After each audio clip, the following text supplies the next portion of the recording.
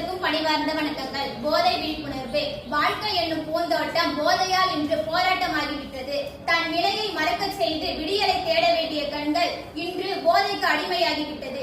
நாடுகள் எதிர்கொள்ளும் முக்கியமான பிரச்சனைகளில் ஒன்று மக்கள் போதைப் பொருட்களை அடிமையாவதுதான். எத்தனையோ நல்ல விஷயங்கள் இவ்வுலகில் இருக்கும் போது மனிதன் தீய விஷயங்களை நோக்கியே சென்று கொண்டிருக்கிறான். இக்காலகட்டத்தில் ஏராளமான குடும்பங்கள் நிர்கதியாக நிற்பதற்கு இந்த போதைப் பொருட்கள் தான் காரணம். நம் சமுதாயத்தை மாசுபடுத்தும் போதைப் பொருட்கள்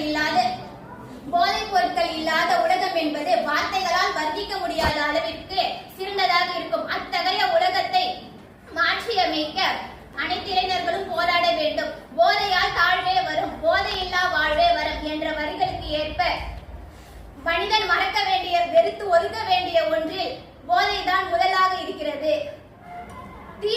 தீமை செய்யும் போதைகளை ஆரம்பத்தில் சுகமாய்தான் இருக்கும், ஆனால் முடிவில் தான் அதன் பிரச்சனையை பற்றி தெரியும்.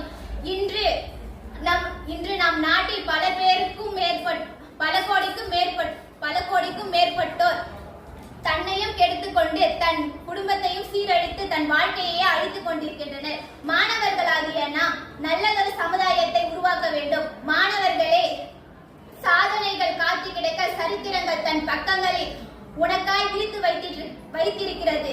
போதைக்கு அடிமையாகாமல் நல்லதொரு சமுதாயத்தை உருவாக்க நாம் போதையில்லா நாட்டை உருவாக்க வேண்டும் என கூறி எனக்கு பேச வாய்ப்பளித்த அனைத்து நல்ல